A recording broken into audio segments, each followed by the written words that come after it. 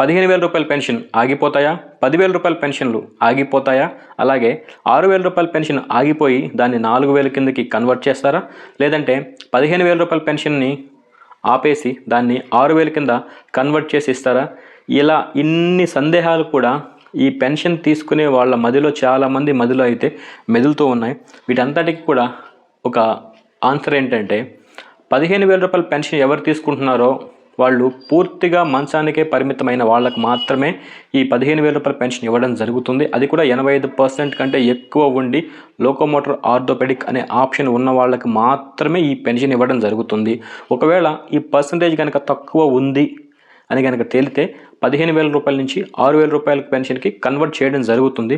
ఒకవేళ నిజంగానే ఎటువంటి పర్సంటేజ్ లేదు, వీళ్ళు ఆరోగ్యంగా బాగున్నారని చెప్పి తేలితే మాత్రం వారి పెన్షన్ని తీసివేయడం జరుగుతుంది.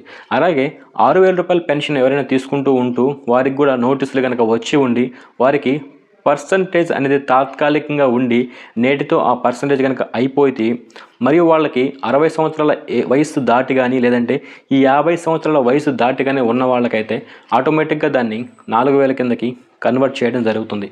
అలాగే ఈ పెన్షన్ వెరిఫికేషన్ అనేది మరో 2 నెలల్లో కొనసాగుతుందని మనకి రీసెంట్గా తెలియజేయడం జరిగింది.